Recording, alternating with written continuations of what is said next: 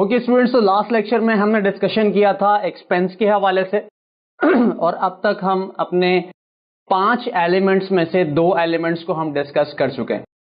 अब हम बात करने जा रहे हैं रेवेन्यू या फिर इनकम के हवाले से। देखिए भाई, इसे उर्दू में तो हम क्या कहते हैं, आमदनी के नाम से जानते हैं इसको, ठीक है। अच्छा, रेवेन्यू किसे कहेंगे हम?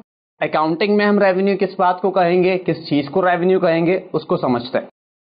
तो यहां पर मैंने इसकी एक शॉर्ट डेफिनेशन लिखी है, इसको समझाता हूं, उर्दू में भी बताता हूं, आसान लफ्जों में भी समझाने की आपको कोशिश करता हूं। कैसे भाई? कि भाई revenues are the amounts that a business earns from selling goods, एक बात, फ्रॉम सेलिंग गुड्स और providing services to its customers. देखिए भाई, मैं अगर ये कहता हूं कि मेरी एक शॉप है, मेरी एक दुकान है और उस दुकान पे मैं दिन भर क्या काम करता हूं, मैं क्या करता हूं भाई, वो चीजें या वो सामान या वो गुड्स क्या करता हूं, बेचता हूं, जिस चीज के लिए, जिस मकसद के लिए मैंने उस दुकान को खोला है। मिसाल के तौर पे आटा, दालें, चीनी, साबुन, सर्फ, टूथपेस्ट, ये सारी चीजें मैं क्या करता हूं, दुकान पे रखकर बेचता हूं। तो दिन भर मैं जितनी भी ये क्या कर रहा हूं, गुड्स बेच रहा हूं। किसको बेच रहा हूं? अपने कस्टमर्स को बेच रहा हूं। तो बेसिकली मैं क्या कर रहा हूं, यहां पे रेवेन्यू कमा रहा हूं, ठीक है। एक बात तो क्या हो गई कि जो गुड्स मैं क्या करूंगा, बेचूंगा, जो उसकी अमाउंट होगी, जितने रुपए में मैं उसको बेचूंगा, वो मेरा क्या कहलाएगा, रेवेन्यू कहलाएगा। अब दूसरी बात क्या है कि जैसे कि मैं यहां पर अभी इस वक्त या कहीं पर भी अगर मैं क्या करता हूं, पढ़ाता हूं किसी इंस्टीट्यूट में, किसी कॉलेज में, किसी यूनिवर्सिटी में, तो इट मींस कि मैं क्या कर रहा हूं, बेसिकली आपको मैं क्या दे रहा हूं, स्टूडेंट्स को सर्विसेज दे रहा हूं। और या वो इदारा, जिस इदारे का मैं मेंबर हूं, वो इदारा बनाया क्यों गया है, वो इदारा, वो बिजनेस, वो कारोबार क्यों बनाया गया है कि आपको क्या की जाए, सर्विसेज दी जाए। जैसे कि हमारा ये इदारा माई इंटर एकेडमी, ये माई इंटर एकेडमी का क्या काम है? क्या माई इंटर एकेडमी कोई जो वो फिजिकल प्रोडक्ट्स बेचता है? नहीं। माई इंटर एकेडमी क्या करता है, आप लोगों को, जितने भी हमारे व्यूअर्स हैं, उन लोगों को क्या करता है, सर्विसेज प्रोवाइड करता है। तो इट मींस के जो सर्विसेज हम प्रोवाइड करेंगे, उसकी जो भी अमाउंट हम चार्ज करते हैं आपसे, वो क्या कहलाएगा, माई इंटर एकेडमी का रेवेन्यू कहलाएगा, यानी माई इंटर एकेडमी की इनकम कहलाएगी। तो हमने 2 बातें कही यहां पर कि एक तो दुकान पे रखकर, जो या दुकान कह लें, मार्ट कह लें, बहुत सारे मार्ट्स आप लोगों को नजर आते हैं, ठीक है। इम्तियाज की बात करें, मेट्रो की बात करें, मैक्रो की बात करें, बहुत सारे आप देखते हैं कि डिपार्टमेंटल स्टोर्स हैं आपके पास। तो ये क्या करते हैं, ये बेसिकली गुड्स बेचते हैं और एक पर्टिकुलर अमाउंट में बेचते हैं। तो जितने रुपए में, जितने अमाउंट में, जितने पैसों में वो गुड्स बेची जाएंगी, वो अमाउंट, वो क्या कहलाएगा, वो कहलाएगा उस बिजनेस का रेवेन्यू कहलाएगा, या उस बिजनेस की इनकम कहलाएगी, ठीक है। यहां तक बात समझ आती है। दूसरी बात क्या बताई मैंने कि जो भी हम सर्विसेज प्रोवाइड करते हैं, आप डॉक्टर के पास जाते हैं, डॉक्टर आपको क्या करता है, आपका चेकअप करता है, तो वो क्या करता है, आपसे एक फीस चार्ज करता है। तो वो जो फीस चार्ज कर रहा है, वो उस डॉक्टर के लिए, यानी वो उस क्लिनिक के लिए क्या कहलाएगी, इनकम कहलाएगी, या हॉस्पिटल के लिए क्या कहलाएगी, वो इनकम कहलाएगी। इसी तरीके से मार्केट में बहुत सारे क्या होते हैं, हमारे पास एजेंट्स होते हैं। एजेंट से मुराद क्या है कि अगर आपने देखा हो, जैसे स्टेट एजेंट आप लोग देखते हैं, बहुत ज्यादा देखते हैं, उनका काम क्या होता है कि भाई वो क्या करवाते हैं, घरों की, ऑफिसेस की, स्कूल्स की, कॉलेजेस की, मुख्तलिफ किस्म के, वो क्या करवाते हैं, इन बिल्डिंग्स की खरीदो फरोख्त या जमीन की खरीदो फरोख्त करवाते हैं। मतलब वो जमीनें उनकी नहीं होती, वो क्या करते हैं, उनका काम जस्ट ये होता है, क्योंकि उनके पास मार्केट में बैठे हैं, तो उनके पास मुख्तलिफ बायर्स भी होते हैं और उनके पास सेलर्स भी होते हैं। यानी उनके पास एक वो पार्टी है जो अपनी जमीन या अपना घर या अपना ऑफिस या अपनी बिल्डिंग बेचना चाहती है, एक पार्टी वो होगी, और एक पार्टी वो होगी जो इन सारी चीजों को खरीदने में इंटरेस्टेड है। तो जो ये बीच में बंदा है, इसे हम क्या बोलते हैं, एजेंट कहते हैं। तो इस एजेंट का या इस ब्रोकर का काम क्या है कि वो इन दोनों की क्या करवाता है, डील करवाता है। तो अब ये डील करवा रहा है, तो बेसिकली ये क्या कर रहा है, ये सेलर को भी सर्विसेज दे रहा है। यानी अगर मैं उसकी जगह पर आ जाऊं, तो यानी मैं क्या कर रहा हूं, सेलर को भी सर्विसेज दे रहा हूं, और इसी तरीके से मैं बायर को भी क्या दे रहा हूं, सर्विसेज दे रहा हूं। तो सेलर से भी मैं क्या करूंगा, कुछ अमाउंट चार्ज करूंगा, बायर से भी कुछ अमाउंट चार्ज करूंगा, तो ये मेरा क्या कहलाएगा, कमीशन कहलाएगा। इसे कमीशन का नाम देते हैं, तो ये कमीशन मेरी क्या होगी, इनकम होगी। क्लियर हो गई यहां तक की बात। चूंकि मैं एक बिजनेस रन कर रहा हूं तो वो इनकम क्या कहलाएगी, मेरे बिजनेस की इनकम कहलाएगी। इसी तरीके से और मार्केट में बहुत सारे कंसल्टेंट होते हैं। चूंकि अभी आप लोगों का बहुत छोटा लेवल है तो टैक्स कंसल्टेंसी वगैरह के हवाले से तो आप लोग इतना नहीं जानते होंगे। मैं आपको थोड़ा सा बताता हूं कि ऐसे भी कंसल्टेंट होते हैं। लेट्स सपोज आपने सोचा, आपने प्लान किया कि भाई मुझे पढ़ने के लिए बाहर जाना है। अब आप मार्केट में बहुत सारे लोग ऐसे देखते हैं जो आपसे कहते हैं कि भाई आप क्या करें, आप अपने डॉक्यूमेंट्स लेकर आए, ठीक है, वो कुछ रिक्वायर्ड डॉक्यूमेंट्स आपसे मंगवाते हैं वो लोग, ठीक है, और वो क्या करते हैं, आपका पूरा वीजा प्रोसेस करते हैं। यानी वो आपसे ये कहते हैं कि आपने हमें एक अमाउंट पे करनी है, 30,000, 40,000, 50,000, जो भी कुछ भी दिमाग में अलग अलग चार्जेस हैं, वो आपसे एक अमाउंट लेते हैं और आपका पूरा वीजा प्रोसेस करते हैं। कि मतलब कि आपने कुछ नहीं करना, आपने जैसे अपने डॉक्यूमेंट्स देने, जो भी रिक्वायर्ड डॉक्यूमेंट्स है वो आप दे देंगे, और आपको पता चलता है कुछ टाइम के बाद आपका फलां यूनिवर्सिटी में एडमिशन हो गया। अब आप जा रहे हैं जी, ऑस्ट्रेलिया जा रहे हैं, कनाडा जा रहे हैं, लंदन जा रहे हैं। तो ये क्या है, ये जो बंदा है इसके लिंक्स हैं, वो अपने लिंक्स को या वो किस तरीके से क्या कर रहा है, यूज करते हुए अपनी क्या कर रहा है, इनकम कमा रहा है। तो जो अमाउंट उसने 30,000 रुपए, 40,000 रुपए, 50,000 जो भी आपसे इस काम के उसने चार्ज किए, वो बेसिकली उस कंसल्टेंट की, उस बंदे की या उस बिजनेस की, बंदे की नहीं सॉरी, बिजनेस की क्या कहलाएगी, इनकम कहलाएगी। क्योंकि बेटा याद रखें कि हम अकाउंटिंग किसी इंडिविजुअल की नहीं करते, हम किसी इंसान की अकाउंटिंग नहीं करते, हम ओनर की अकाउंटिंग नहीं करते, हम बिजनेस की अकाउंटिंग करते हैं। एक कॉन्सेप्ट है हमारा बिजनेस एंटिटी कॉन्सेप्ट, वो भी बहुत जल्द डिस्कस करूंगा आप लोगों से मैं। लेकिन यहां हमारा मकसद खासतौर पे रेवेन्यू को डिस्कस करना है। और अभी जो हम हमारी जो सीरीज चल रही है लेक्चर्स की, वो फाइनेंशियल एलिमेंट्स ऑफ अकाउंटिंग या एलिमेंट्स ऑफ अकाउंटिंग को हम डिस्कस कर रहे हैं। तो इसलिए कुछ बातें आगे जरूर आएंगी जो हमने डिस्कस करनी है, जो बेसिक कॉन्सेप्ट्स हैं आप लोगों के। बिजनेस एंटिटी कॉन्सेप्ट उसको डिस्कस करेंगे। जो बिजनेस एंटिटी कॉन्सेप्ट इसके हवाले से ही है कि अकाउंटिंग किसकी करनी है। तो मैं आपको थोड़ा सा भी क्या बता रहा हूं कि आप हमेशा ये सोचकर अकाउंटिंग करेंगे कि अकाउंटिंग हम बिजनेस की कर रहे हैं। ये रेवेन्यू किसका है, बिजनेस का रेवेन्यू है। एक्सपेंस किसका है, आपने कहा बिजनेस का एक्सपेंस है। एसेट किसका है, आपने कहा बिजनेस का एसेट है।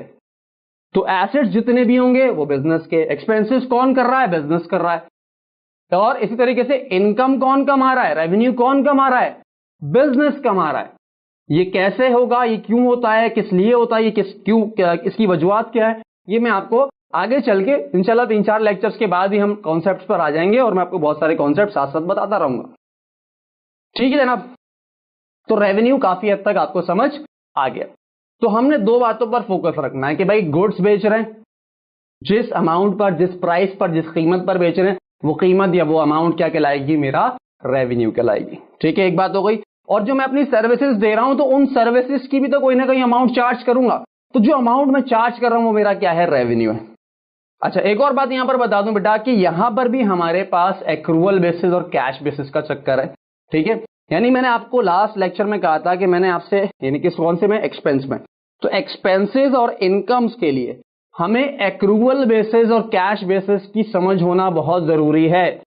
चूंकि फिलहाल मैं आपको अभी जस्ट ये बता रहा हूं कि एक्सपेंसेस हैं क्या, रेवेन्यूज हैं क्या, तो अभी नहीं, आइंदा आने वाले लेक्चर्स के अंदर मैं आपको जब इसका इंप्लीमेंट करवाऊंगा, जब एक्सपेंस को रिकॉर्ड करना सिखाऊंगा, तो मैं वहां पर आपको बताऊंगा कि एक्रूअल बेसिस क्या है। तो रेवेन्यू रिकॉर्ड करना सिखाऊंगा, जब एक्सपेंस रिकॉर्ड करना सिखाऊंगा, तो वहां पर आपके सामने हर एक चीज क्या हो जाएगी, क्लियर हो जाएगी। ठीक है, ये हो गई बात। अच्छा, अब क्या क्या हो सकती है इनकम्स आपके पास। आपने कहा भाई, मैंने कहा कि एक चीज माल बेचूंगा तो हम एक अकाउंट यहां ओपन करेंगे। क्या चीज भाई, सेल्स का मतलब क्या है, सेल्स अकाउंट में खोलूंगा। सेल्स किसको लिखूंगा, जो भी मैं माल बेच रहा हूं, मतलब दुकान पे रख के जो भी माल बेचूंगा। यानी मैंने 10 किलो आटा बेचा, सेल्स हो गई मेरी। 10 किलो चीनी बेची, सेल्स हो गई मेरी। ठीक है, मैंने साबुन, सर्फ, टूथपेस्ट बेचा, सेल्स हो गई मेरी। ठीक है, तो सेल्स क्या है, बेसिकली मेरा रेवेन्यू। जो भी सामान मैं बेचूंगा वो मैं रिकॉर्ड करता जाऊंगा। किस नाम से रिकॉर्ड करता जाऊंगा, सेल्स के नाम से रिकॉर्ड करता जाऊंगा। तो सेल्स मेरी क्या हो गई, इनकम। तो ये सेल्स अकाउंट हमने इस्तेमाल करना रिकॉर्डिंग के लिए। आगे चलते हैं, नेक्स्ट पर बात करते हैं। अगर मैं अपनी बात करूं या अपने इदारे की बात करूं तो हमारा रेवेन्यू क्या होगा। आपने कहा भाई आप फीस चार्ज करते हैं तो फी इनकम हो गई। अगर मैं उस एजेंट की बात करूं जो क्या करता है, दो पार्टीज के दरम्यान में डील करवाता है, वो उससे क्या लेता है, कमीशन लेता है, तो वो क्या कहलाएगा, वो हो गया आपका कमीशन इनकम।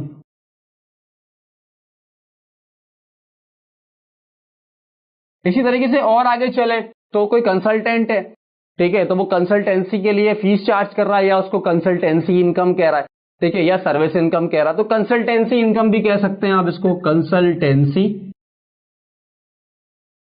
इनकम, या आप इसको सर्विस इनकम के नाम से भी लिख सकते हैं। तो मुख्तलिफ नाम आपके सामने आते हैं एग्जाम में जब क्वेश्चन आते हैं, तो इसलिए मैं आपको 2 3 4 नाम बता रहा हूं, ठीक है। इसी तरीके से एक और चीज हो सकती है, भाई मेरे पास स्पेस मौजूद है और ऑफिस है मेरा, ये यूं समझ लें कि लेट सपोज मेरी मोबाइल शॉप है, मैं वहां पर मोबाइल खरीदता बेचता हूं।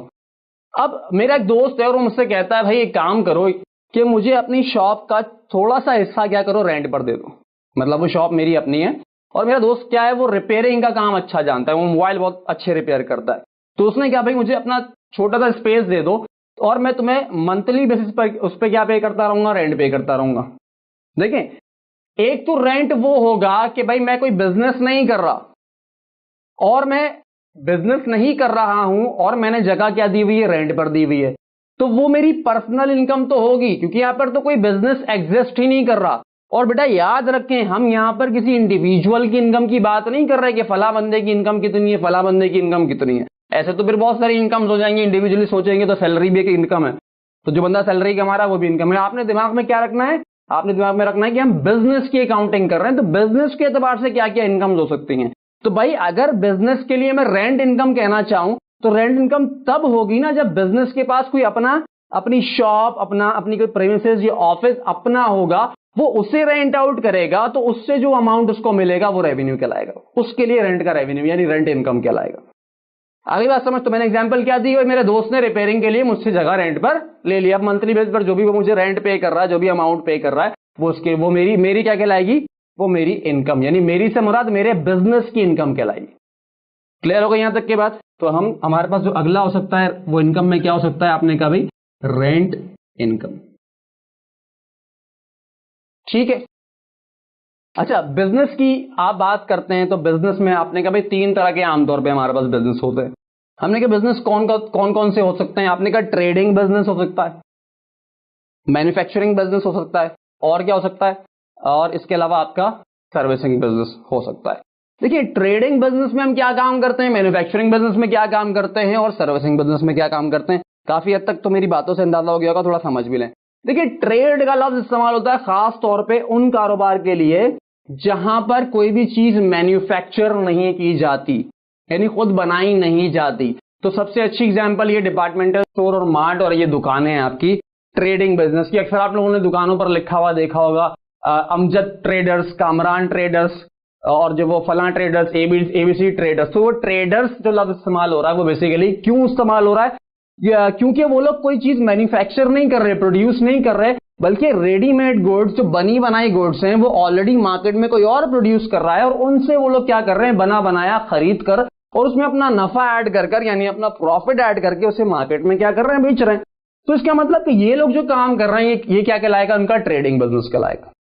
इसी तरीके से मैन्युफैक्चरिंग बिजनेस कौन सा बिजनेस होगा, वो बिजनेस अब समझ गए होंगे आप लोग बात, मैन्युफैक्चरिंग यानी मैन्युफैक्चर किया जाएगा वहां पर, मतलब वहां पर प्रोडक्ट्स को क्या किया जाएगा, प्रोड्यूस किया जाएगा, देन उसको मार्केट में सेल आउट किया जाएगा। और इसी तरह से सर्विसिंग बिजनेस में कौन सा business, my inter academy is the servicing business, banks are the servicing business, क्योंकि वो सर्विसेज क्या कर रहे हैं, प्रोड्यूस कर रहे हैं, सर्विसेज दे रहे हैं आप लोगों को, सर्विसेज प्रोवाइड कर रहे हैं आप लोगों को, ठीक है। तो जो सर्विस प्रोवाइडर्स हैं वो सर्विसिंग बिजनेस कर रहे हैं, जो प्रोडक्ट्स को मैन्युफैक्चर नहीं कर रहे तो वो ट्रेडिंग बिजनेस कर रहे हैं, और जो मैन्युफैक्चर कर रहे हैं वो मैन्युफैक्चरिंग बिजनेस कर रहे हैं। क्लियर हो गई बात आपको यहां तक के।